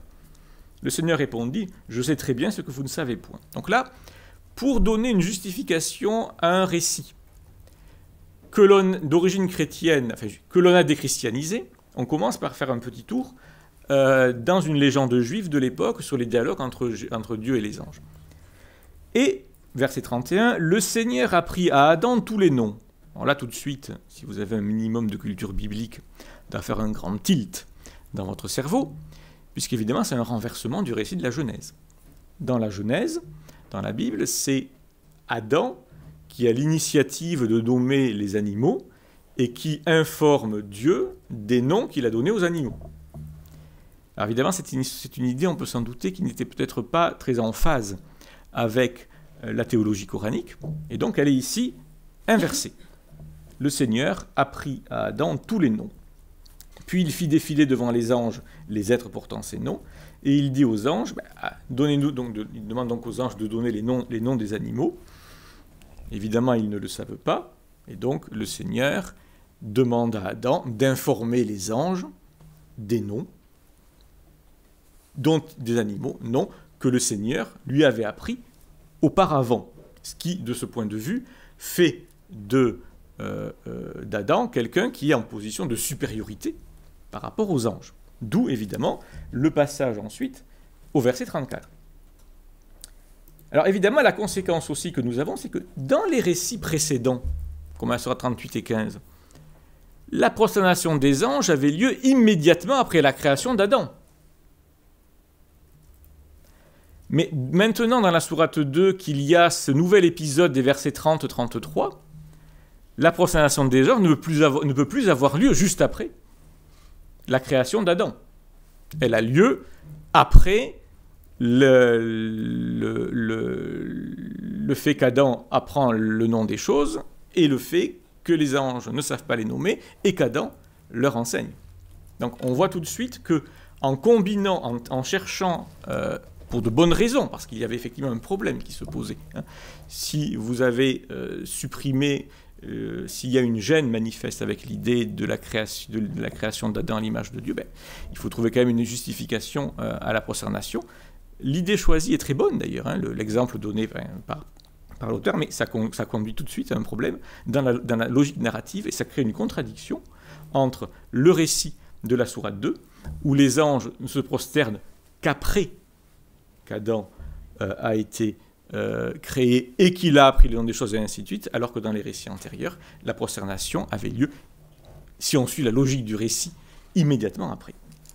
Il y a aussi d'autres problèmes qu'on a un peu plus loin. Dans les versets, et je conclurai par cela, dans les versets 35-38 de la sourate 2, donc les versets qui suivent, qui eux racontent une histoire bien connue, qui est celle de la chute d'Adam et de son épouse du paradis. Récit que l'on trouve également dans les sourates 7 et 20. Là encore, l'Adam auquel nous avons affaire, c'est un Adam qui est tout à fait l'Adam des traditions juives et chrétiennes de la fin de l'Antiquité, ce sont les mêmes récits, et c'est un personnage qui est, disons-le, suffisamment important pour que ces récits soient racontés à plusieurs reprises. Alors, lisons ces récits et concentrons-nous sur quelques détails. Et nous dîmes, donc c'est Dieu qui parle, « Ô Adam, habite ce jardin, toi et ton épouse, mangez de ses fruits à votre guise, où vous voudrez, mais n'approchez pas de cet arbre-ci, sinon vous serez parmi les injustes. » Or le démon, Shaitan, c'est le même qu'Iblis, mais sous un autre nom qui avait été donc banni auparavant, les fit pécher à cause de cet arbre. Il les fit sortir de l'état où ils étaient, et nous dîmes, descendez du jardin, les uns pour les autres, vous êtes un ennemi, vous aurez sur la terre séjour et brève jouissance, jusqu'au moment fixé. Mais Adam reçut des paroles de son Seigneur, et celui-ci revint de sa rigueur contre lui. Il est le révocateur, le miséricordieux. Nous dîmes, descendez du jardin tous, assurément, il vous viendra de moi une direction. Ceux qui suivront ma direction, nulle crainte sur eux, et ils ne seront pas attristés. Voilà le récit. Alors, je vous demanderai de lire ce récit en ayant en tête aussi tout ce que j'ai dit auparavant sur les dangers de la lecture harmonisante. Par exemple, sur les dangers d'une lecture qui considérait qu'il y avait un ange à l'extérieur et un ange à l'intérieur de la tombe, parce que chaque récit parlait d'un ange, mais à deux endroits différents. Il y a en principe, il y a ici un problème bien connu, alors qui a été repéré en tant que problème, bien sûr, par la tradition islamique, même si la solution que la tradition islamique a tenté, ou les solutions qu'elle a tenté de donner, étaient plutôt des solutions justement harmonisantes. Mais il y a un problème que vous avez peut-être déjà repéré par vous-même, En général, je ne devrais pas le dire, mais j'aime bien poser ce sujet à mes étudiants, comme ça, le temps qu'ils cherchent, je me repose un peu quand je fais cours. Mais on ne va pas faire ça comme ça, parce qu'on est un peu pris par le temps. Donc je vais vous donner la réponse rapidement. Le problème considérable que vous trouvez en principe, si vous êtes attentif, c'est le fait qu'il y a au verset 36 l'ordre donné par Dieu de descendre, et que cet ordre est répété au verset 38, qu'il y a 2 fois l'ordre descendez. En principe, quand Dieu donne un ordre, on le sait, ça s'accomplit par là même. Alors comment expliquer ça? Alors il y a plein de solutions possibles que vous trouverez, c'est les commentateurs, pour tenter d'harmoniser la situation. Mais si vous n'êtes pas friand d'une lecture harmonisante, qui pose un problème, parce que dans les autres récits, il n'y a qu'une seule fois l'ordre de descendre. Il n'y a jamais 2 fois. Donc, problème. Vous noterez le point suivant. À peu de choses près, le verset 36 de la sourate 2 est mot à mot identique au verset 24 de la sourate 7. La seule différence, c'est que dans la sourate 7, le récit est à la 3e personne du singulier, donc on parle de Dieu à la 3e personne du singulier, donc on a qala, il dit. Dans la sourate 2, le récit est à la 1re personne du pluriel, pour l'essentiel, donc le qala est remplacé par wa qulna, et nous avons dit. Sinon, pour le reste, les 2 versets sont mot à mot identiques. Ça, c'est un point quand même qui est non négligeable. Notez que le verset 25 de la sourate 7 dit « Dieu dit encore, là vous vivrez, et de là vous serez retirés ». Notez que le verset 25 de la sourate 7 conclut et tout à fait dans la continuité du verset 24 de la sourate 7. En revanche, ce qu'il y a au verset 37 de la sourate 2 est tout à fait différent. Ça, c'est le premier point. Donc déjà, on a dans la sourate 2, entre la sourate 2 et la sourate 7, mot à mot, le même verset. Si maintenant on va voir le verset 38 de la sourate 2 et qu'on le compare au verset 123 de la sourate 20, on se rend compte que ça se ressemble beaucoup. Alors c'est pas mot à mot, pour diverses raisons, mais ça se ressemble beaucoup. Alors pareil, dans la sourate 20, alors je vous fais grâce à des problèmes théoriques considérables posés par les parallélismes entre la sourate 7 et la sourate 20. C'est l'une des questions les plus compliquées en termes de critique de la rédaction. Ce sont 2 sourates qui ont des passages parallèles nombreux. Il n'y a pas simplement celui-là, il y en a d'autres. Passages parallèles, par exemple, notamment autour de Moïse, de l'histoire de Moïse. Passages parallèles très intéressants qui concernent donc des thèmes différents et qui concernent aussi le passage précis, donc sur Adam que nous lisons là. L'histoire de la chute d'Adam du paradis, elle n'est que dans 3 sourates, la sourate 7, la sourate 20 et la sourate 2. La sourate 2 est la plus tardive. La chronologie relative des sourates 7 et 20 est très compliquée, notamment parce qu'il semblerait que pour certains récits, ce soit le récit de la sourate 20 qui soit le plus récent et que dans d'autres cas, ça soit l'inverse. Ce qui nous tendrait à penser qu'on avait affaire à des textes qui étaient réécrits au fur et à mesure pour diverses raisons. Mais d'un point de vue, je dirais presque entre guillemets théologique, il y a une différence d'accent intéressante entre la sourate 7 et la sourate 20, c'est que la sourate 7, elle insiste plutôt en général sur la responsabilité du groupe, alors que la sourate 20, elle est plus sur la responsabilité de l'individuel, si j'ose dire. Bon. Quoi qu'il en soit, regardons ce que nous avons. Nous avons déjà une différence au niveau du verbe qui introduit donc le discours. Qala qulna. Alors, même chose, dire dans la sourate 2, on a harmonisé le discours en faisant passer un discours qui était au départ à la 3e personne du singulier en un discours à la 1re personne du pluriel, un pluriel de majesté. On voit une différence intéressante. Habita, habitu. Donc nous avons dans un cas, dans la sourate 20, le duel, alors que nous avions le pluriel dans la sourate 7. Alors pourquoi ? Parce que dans la sourate 20, Dieu s'adresse à Adam et à son épouse. Quand on passe dans la sourate 2, on harmonise là encore par rapport au verset précédent, et nous passons du duel au pluriel. Ensuite, Bardukum li bardin adouun, ennemis les uns les autres ou les uns pour les autres, qui est dans la sourate 20. est enlevé dans la sourate 2 au verset 38, mais si vous vous rappelez bien les choses, il était présent dans le verset 36. Autrement dit, nous avions la même formule à l'identique entre la sourate 7 et la sourate 20. Autrement dit, il y a des éléments communs entre le verset 24 de la sourate 7 et le verset 123 de la sourate 20, en tout cas dans la formulation. Mais par contre, dans la mesure où l'auteur de la sourate 2 reprend aussi bien le verset 24 de la sourate 7 que le verset 123 de la sourate 20, quand il reprend le verset 123 de la sourate 20, il élimine l'expression qui a déjà été intégrée au verset 36 de la sourate 2. Et pour la suite, les changements se font, les choses s'arrêtent un peu changent, je dirais, après Hudaya, pour une raison très simple, c'est que nous avons affaire à des sourates qui riment différemment. La sourate 7 rimait en in, un, im, qui est la rime la plus courante dans le Coran, et donc aucune difficulté parce que la sourate 2 rime pareillement, donc l'auteur de la sourate 2 a repris le verset in extenso. Par contre, la sourate 20, elle rime en a, ici, donc avec une rime différente, et donc il était exclu de reprendre le verset in extenso, donc on a repris une bonne partie du verset, puis ce qui servait, je dirais, de conclusion au verset 123 de la sourate 20 a été remplacé par un texte qui, lui, en revanche, rimait correctement avec les versets précédents et avec les versets suivants. Donc on voit comment travaille l'auteur, je dirais. Mais évidemment, on voit aussi le problème qui se pose. C'est-à-dire qu'en voulant harmoniser ces deux récits des sourates 7 et 20, l'auteur crée un nouveau récit qui ne correspond à aucun des deux autres. Il crée un nouveau récit où l'ordre de descendre est donné deux fois. Alors qu'aussi bien dans la sourate 7 que dans la sourate 20, il n'est donné qu'une seule fois. Si vous suivez la sourate...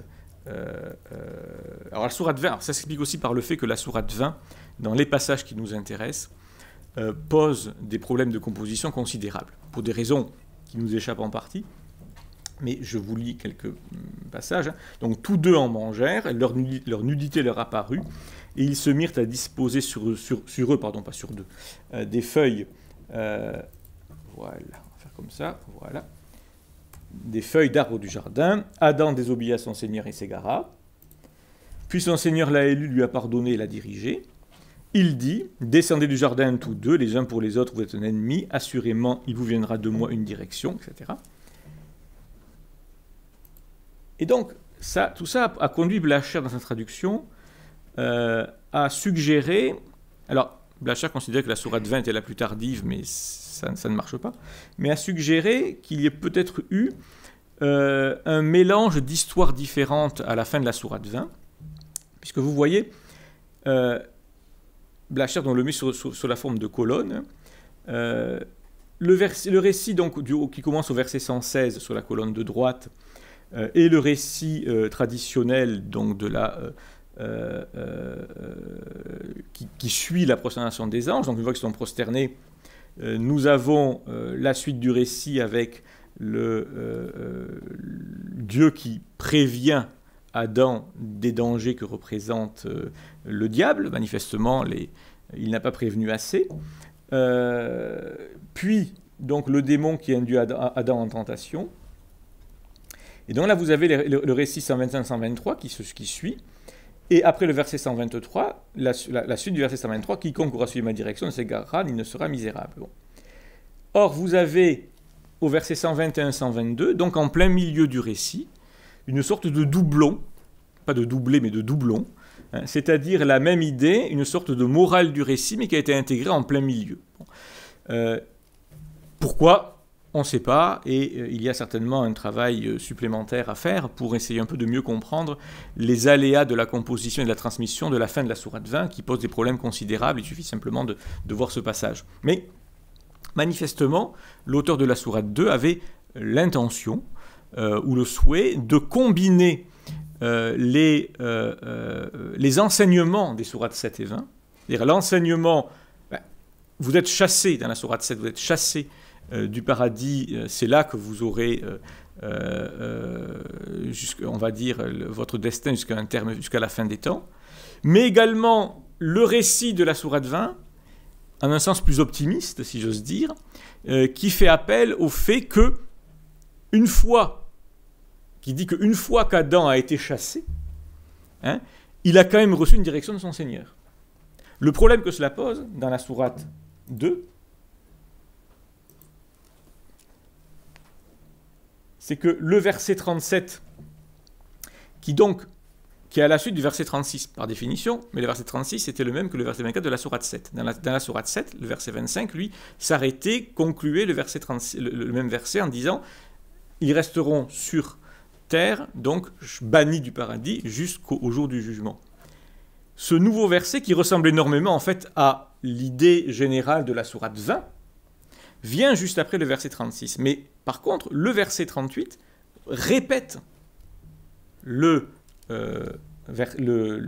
de descente que nous avions au verset 123. Autrement dit, en fait, ce qu'on a ici, c'est que l'auteur de la sourate 2 a repris, après donc, le verset 36, pour son verset 37, l'idée du verset 122 de la sourate 20, et qui était une idée qui en fait posait problème dans la structure même de la sourate 20, et ensuite a repris le verset 123 de la sourate 20, ce qui est assez logique puisqu'il suivait le verset 122, mais évidemment, ce faisant, il a créé un récit dans lequel nous avons deux fois l'ordre de descendre, et un récit aussi dans lequel nous avons le récit sur le fait que Adam reçoit la miséricorde et reçoit une guidance, qui apparaît à la fois après être descendu, si je puis dire, et avant de descendre. Ce qui pose évidemment un problème narratif réel, qu'à mon avis, il faut reconnaître et ne pas forcément chercher à résoudre par une lecture harmonisante. Pour terminer, sur ces questions-là, je vous suggère quelques références. L'ouvrage de Carl Friedrich Paulmann, initialement paru en 2012, mais dans la 3e édition date de 2015, qui est, à mon avis, l'un des ouvrages majeurs parus sur le Coran ces dernières années. Vous avez également un article très intéressant de Witztum qui aborde, Paulmann et Witztum abordent les mêmes questions que celles que j'ai abordées ici, entre autres, avec quelques petites différences, mais ce sont des articles intéressants. Witztum fait notamment une liste justement des différentes explications proposées des passages parallèles. Et puis je discute certaines de ces questions-là, mais de manière assez rapide, dans l'un des chapitres que j'ai écrit dans le Coran des historiens.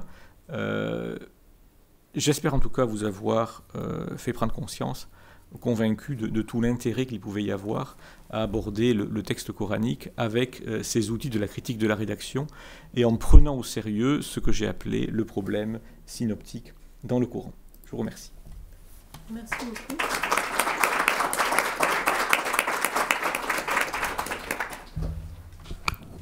Donc merci pour cet exposé assez intense, voilà, et assez technique aussi. Mais bien sûr, c'est le temps de passer aux questions, donc n'hésitez pas à poser vos questions, qu'elles soient générales ou qu'elles soient techniques et liées à cette matière très dense. Hein. N'hésitez pas, c'est fait pour ça. Alors, je peux comprendre aussi les difficultés à poser des questions parce que le propre du type de technique dont j'ai parlé là, c'est que pour vraiment comprendre un peu les tenants et les aboutissants, il faut le faire, si je puis dire. C'est-à-dire que si vous lisez un article en termes de critique de la rédaction, vous pouvez comprendre éventuellement le raisonnement et les conclusions défendues, mais si vous voulez vraiment savoir si ça marche, il faut le refaire soi-même, si je puis dire, pour repérer toutes les aspérités, si je puis dire, du texte. Donc, surtout pour les personnes qui ne sont pas habituées à cette approche-là, c'est évidemment quelque chose qui est difficile d'accès au départ, mais vous pouvez vous entraîner chez vous, ça dit ça pour les étudiants hein, en particulier. Prenez des passages parallèles, vous faites des synopses comme on fait là, et vous vous rendrez compte de tout ce que vous remarquez sur un texte en faisant ces synopses. C'est un outil extrêmement fructueux. Vous repérez des choses sur les textes que vous ne repéreriez pas autrement. Donc, notamment pour ceux qui sont en études bibliques ou coraniques ou autres, c'est c'est un petit conseil qu'on peut donner, mais qui est extrêmement intéressant et utile. Oui. Merci beaucoup pour cette conférence très intéressante. J'ai une question peut-être un peu naïve. Donc s'il y a autant de réécriture, moi j'ai l'impression, d'après ce que vous avez présenté, que la réécriture n'est pas allée jusqu'au bout, puisqu'on a gardé quand même des passages contradictoires. Donc alors, comment on explique c'est pas une question naïve, c'est une question naturelle et classique. Alors d'abord, c'est un phénomène que l'on connaît ailleurs, donc c'est un phénomène courant. Bon, pourquoi est-ce que dans les cas donc, de réécriture à l'intérieur d'un corpus, quelle que soit la nature de ce corpus ou sa dimension, même l'histoire de sa genèse, pourquoi garde-t-on des textes qui semblent parfois un peu aller à U et à Dia? Bien, les textes la réponse elle est en fait très simple. Les textes les plus anciens ont trop d'autorité ou d'importance pour la communauté ou une partie de la communauté pour qu'il soit possible ou envisageable ou souhaitable de les supprimer, mais ils n'ont pas suffisamment d'autorité pour qu'il soit impossible d'y toucher. Voilà. Donc ils ont de l'autorité sans être canonisés, si je puis dire. Ça, c'est quelque chose que l'on rencontre ailleurs, qui est bien connu. Il faut bien voir que, alors c'est même le cas encore aujourd'hui, même si aujourd'hui on écrit on peut très facilement écrire, on met un message sur Twitter ou Facebook, et donc c'est gratuit, si je puis dire. En fait, c'est jamais gratuit totalement, mais dans l'Antiquité, écrire un texte, c'est un investissement, si je puis dire. C'est pas quelque chose d'anodin. Ça implique des compétences diverses pour la mise en place d'un texte, pour sa diffusion, sa dissémination, sa mise par écrit aussi. Et en général, donc, les textes sont ce qu'on appelle des biens textuels. Ce sont des choses qui ont une valeur et qui sont aussi destinées à jouer un certain rôle dans une communauté. En général, l'auteur du texte, il a une idée derrière la tête et il veut implanter, développer, inculquer un certain point de vue dans la communauté par rapport à une certaine situation. Mais ça veut dire aussi que ces textes qui peuvent avoir une certaine importance pour leurs auteurs ou pour la communauté peuvent aussi, pour diverses raisons, devoir être mis à jour. Alors aujourd'hui, la mise à jour, c'est plus simple. Si on n'a pas publié, je puis dire, on met à jour son fichier sur son PC ou sur son Mac, mais là, ça se passe différemment. Alors ça veut dire aussi que on n'a pas forcément de critères exacts pour nous dire on va dire combien de temps s'est écoulé avant que le texte soit modifié. Ça peut parfois aller assez vite. Ça peut parfois être beaucoup moins rapide. Bon, il n'y a pas de règle absolue. Mais c'est simplement on va dire le reflet de l'importance que ces textes avaient, mais aussi de la nécessité de les mettre à jour selon les besoins tout simplement de la communauté, ou en tout cas plutôt les besoins des gens qui dirigeaient la communauté et étaient responsables de la production de ces textes.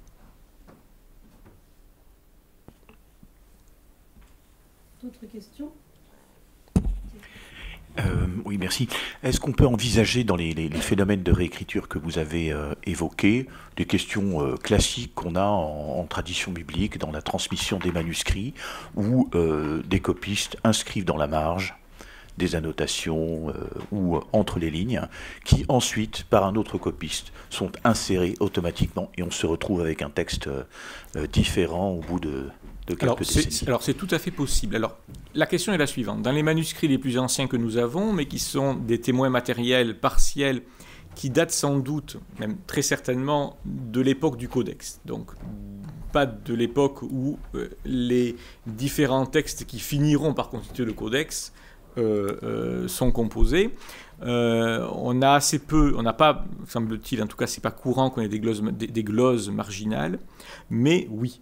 Il y a plusieurs exemples d'ailleurs qui sont donnés dans le courant des historiens de cas où visiblement une interpolation a été est le fruit d'un travail de glose. Alors ça peut être pas forcément une erreur au sens où on a pris la glose pour le texte, mais ça peut être lié au fait que à un certain moment il y a eu la nécessité, les scribes sont aussi des auteurs, hein, voilà, il ne faut pas séparer radicalement les deux, c'est plus un continuum qu'une séparation radicale, et il y a des cas effectivement où on a manifestement une glose qui a été insérée dans le texte pour expliquer quelque chose du texte. Alors il y a deux exemples qu'on peut donner. Il y a un exemple excellent qui est donné par Tommaso Tesei dans son commentaire de la Sourate 91, donc je vous encourage à aller le voir donc, dans le volume 2b du Coran des historiens sur l'histoire de la chamelle de Dieu. Et puis il y a un exemple classique que j'ai donné dans mon chapitre, justement le même que celui qui est ici, qui est le cas de la glose des versets 8 et 9 de la Sourate 55, qui glose le terme mizan, la balance, mais d'une manière voilà, le terme balance apparaît au verset 7. Hein, Dieu a créé le ciel, il a établi la balance. Et puis tout à coup on a, ne fraudez pas dans la balance, soyez honnête en gros dans la balance. Et puis après Dieu a créé la terre et ainsi de suite. Donc on a deux versets extrêmement curieux où tout à coup on a une référence à la balance du marché. Alors qu'au verset 6 il était question de la création, il était question de la création du ciel et de la balance, mais on verra laquelle, et au 9 de la création de la terre. Mais en fait, grâce notamment à mon doctorant Julien de Charneux, on a pu retrouver l'arrière-plan syriaque de la notion de balance cosmologique, à savoir le fait que c'est le firmament. Le firmament, en fait, partage les eaux en deux parties égales, la moitié pour les eaux du monde céleste, la moitié pour les eaux du monde terrestre, et il est appelé, par la métaphore de la balance, Mafkal en syriaque, est explicitement utilisé par Narsai, et aussi l'idée chez Jacques de Charoug. Et donc, en fait, si on comprend le verset 7 ainsi, ça fait un sens tout de suite extrêmement clair et très convaincant. Le verset 7, il parle tout simplement du fait que Dieu crée le firmament après avoir créé après avoir créé le ciel, et puis après il crée la terre. Et donc les deux versets 8 et 9, qui font référence à Mizan, ils sont simplement le fruit d'un rédacteur qui ne comprenait pas ce que voulait dire Mizan dans ce contexte précis, et qui a glosé le terme avec une référence à la balance des marchés. Alors ce qui nous montre une chose très intéressante, c'est qu'effectivement il y a ce phénomène de glose dont vous parlez qui existe et qu'on peut trouver ailleurs dans le Coran, mais qui là est extrêmement net. Mais également, ça montre qu'il se pourrait bien qu'il y ait eu à l'intérieur même de la transmission, de la composition du corpus coranique, des fossés dans la transmission. On dit souvent qu'il y a une sorte de gap, de fossé entre les commentaires des Mufassiroun, des commentateurs médiévaux et le Coran, et les commentateurs sont un peu démunis. On les comprend par rapport à beaucoup de passages, mais il se pourrait que le problème soit plus ancien et soit même interne à la composition, à la genèse même du texte. C'est effectivement quelque chose que l'on a, et qui... alors, la question étant de savoir, est-ce que c'est simplement des erreurs de copistes, ou est-ce que c'est plutôt le fait qu'à un certain moment dans la transmission ou l'établissement du texte, on a ressenti le besoin d'ajouter des précisions localement pour telle ou telle raison. Je pencherai pour la seconde solution, notamment parce que la transmission du corpus, une fois que le codex semble avoir été établi, quelque part dans la seconde moitié du 7e siècle, la transmission est assez centralisée en fait. Beaucoup plus centralisée que ce qu'on a pour les textes bibliques ou pour les textes du Nouveau Testament. Oui, une autre question, oui. Monsieur. Oui, allez-y. Oui. On peut penser également aux premières et deuxièmes lectures d'un auteur. Il écrit un premier chapitre, enfin une première page, et puis quand le texte revient composé, brusquement il se prend l'idée de modifier tout un tas de choses. Donc c'est dans le sein même d'un auteur qu'on peut avoir ce genre alors ça peut arriver. de modification. On fait les recherches actuellement dans certaines universités où ils ne peuvent plus acheter des vieux manuscrits, alors ils achètent les premières, deuxièmes, troisièmes épreuves pour voir comment l'auteur a changé. Alors ça, effectivement, il y a deux choses. C'est un phénomène qui existe et qui peut exister. La différence, c'est que si tous les exemples donnés étaient de cet ordre, là on pourrait se demander pourquoi on a conservé les premiers jets. Donc, c'est ça le problème qui est posé. Si on a des versions différentes, c'est que la version antérieure a très probablement été, je dirais, entre guillemets, rendue publique. Bon. Mais après, sur la question un ou plusieurs auteurs, il y a des cas où il est impossible de décider entre l'hypothèse que vous suggérez d'un auteur qui change éventuellement d'avis en partie ou qui modifie son texte, ou d'un autre auteur qui reprend le texte de son confrère et le modifie. J'ai parlé tout à l'heure entre les versets 1-33 de la sourate 19 et la sourate 3. Bon, honnêtement, les deux hypothèses sont possibles. Il y a quand même des cas parfois où la différence d'idées défendues est très importante. Alors, il arrive que des gens changent beaucoup d'idées aussi. Mais là, la question, si c'est le même auteur, c'est pourquoi, pour le coup, il ne décide pas lui-même d'éliminer le texte plus ancien.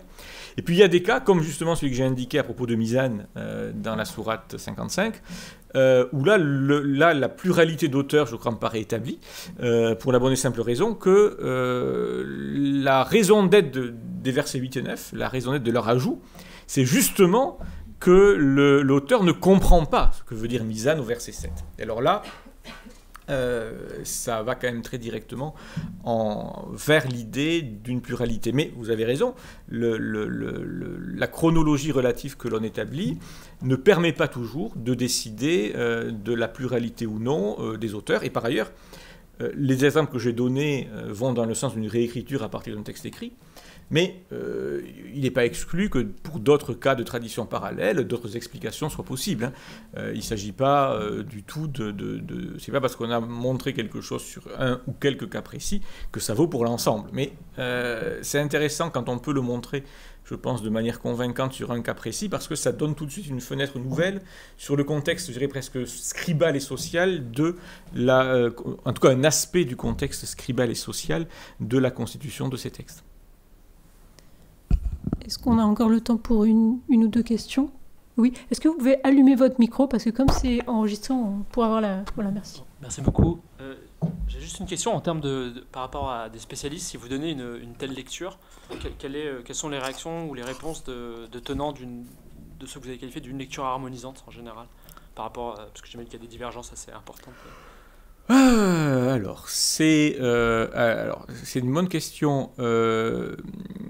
En général, ils répètent la lecture harmonisante. Je n'ai pas eu beaucoup de réactions, je dirais, comment dire, que je trouve argumentées, si ce n'est simplement la répétition de la lecture harmonisante. Bon. Les gens qui sont habitués à des lectures non harmonisantes réagissent très bien. Mais pour la lecture harmonisante, vous savez, la question de la lecture harmonisante, c'est quelque chose qui doit se décider. Enfin, l'être humain a suffisamment, on va dire, d'imagination pour toujours trouver une solution dans une lecture harmonisante, classiquement. Donc, voilà. Mais l'impression que j'ai, c'est qu'en général, les gens évitent plutôt le sujet. Constate, voilà. Et qu'en fait, la méthode de la critique de la rédaction est relativement pratiquée par certains collègues. Elle est pas mal dans le courant des historiens, mais il y a une espèce, je dirais, de silence, et il est rare que l'on réponde. Alors, il y a des degrés, si vous voulez. C'est-à-dire que repérer les interpolations, pour certaines, beaucoup de spécialistes sont d'accord. Bon, il n'y a pas de désaccord sur la sourate 19, etc. Les choses deviennent plus sensibles quand on parle d'une pluralité d'auteurs, même si, en fait, de plus en plus de collègues sont d'accord avec cette idée-là. Il y a quelques années, tout le monde disait c'est évident, seul auteur. Aujourd'hui, il y a de plus en plus de collègues, mais peu le disent ouvertement, qui sont pour l'idée d'une pluralité d'auteurs. Après, il y a aussi autre chose qui est quel type de pluralité d'auteurs. C'est-à-dire que certains collègues vont dire c'est le Coran, c'est Mohammed et sa communauté. Donc Mohammed et son cercle de scribes. Bon. Quand vous commencez à donner quelques arguments qui disent ça a pu et ça a dû se continuer après la mort de Mohammed, vous sentez un point sensible. Mais il n'y a pas d'argument très convaincant. Vous dites non, c'est pas possible. Et pourquoi donc? Non, voilà. Les arguments en général que j'ai sont assez amusants parce que j'attends toujours une discussion sur dans un langage commun avec celui de la critique de la rédaction, ce que je n'ai pas encore. Merci. Je crois qu'on va devoir faire des amis arrêter. Avec cette conférence. Non, mais voilà, à la rigueur, s'il y a encore une petite question, mais sinon... assez rapidement, parce qu'en fait, il faut que tout le monde soit hors de la Micha avant 19h, le public qui n'est pas de la Micha. Donc, comme il est moins 10, à la rigueur, une dernière toute petite question, je sais pas. Non? Oui? Très Très rapidement, oui. Oui, très rapidement. C'est quand on a par exemple des récits qui sont complètement contradictoires. Par exemple, concernant la création de la terre et du ciel. Oui. On a des récits qui disent c'est d'abord la terre et d'autres qui disent c'est d'abord le ciel. Concernant par exemple la guidance elle vient d'abord de Dieu. Il y a des passages qui disent la guidance c'est le libre arbitre de chacun. Tout à fait. Alors dans ce cas-là, qu'est-ce qu'on fait? D'abord, on évite la lecture harmonisante. Ensuite, alors dans le cas du libre arbitre et de la, on va dire, du déterminisme, si l'on veut, j'en ai parlé effectivement un peu dans le commentaire de la sourate 10, volume 2a. On voit très bien qu'on essaie d'abord de faire une chronologie relative. C'est-à-dire qu'on essaie de voir à quel endroit, dans la chronologie générale, ça apparaît. Et ce qui est intéressant là-dessus, c'est qu'en fait, ce n'est pas linéaire. C'est-à-dire que l'impression qu'on peut avoir, semble-t-il, c'est que des passages assez anciens semblent insister sur le libre arbitre, notamment dans les sourates de la fin du corpus. Mais on va retrouver très souvent, à un certain moment, l'ajout d'une mention qui insiste sur le fait que ça dépend quelque part de la volonté divine. Dans la sourate 10, c'est l'inverse. La sourate 10, elle insiste beaucoup sur le rôle de Dieu qui guide et égare qui il veut. Et puis dans des passages qui apparaissent, mais dont on peut montrer qu'ils sont plus tardifs, on a une nuance qui est introduite sur le libre arbitre. Bon, la conclusion, c'est très simple. D'abord, cette question, elle a plusieurs niveaux et plusieurs détentes. Ce n'est pas simplement une question théologique, c'est une question de construction de la communauté. Mais l'enseignement à tirer, c'est qu'il y avait manifestement débat, tension, difficulté autour de cette question dans la communauté elle-même. Et ça, on le voit, et ça, c'est justement ce que permet ce type d'approche non harmonisant, c'est de dire, mais si on a justement ces textes qui vont dans des sens différents, c'est parce qu'il y avait une tension, voire des désaccords, dans la communauté elle-même autour de ces questions-là, parce qu'il n'y a aucune raison de penser que la communauté était unifiée ou d'accord, je dirais, sur absolument tout, loin de là. Et donc ça, c'est effectivement quelque chose qui permet d'avoir une fenêtre sur certains des débats qui étaient impliqués, qui étaient présents dans la communauté ou les communautés originelles. Merci beaucoup à tous. Merci Guillaume Di. Et donc la prochaine conférence sera le 30 mars. C'est un lundi soir, pareil, 17h, 19h. Voilà, merci à tous.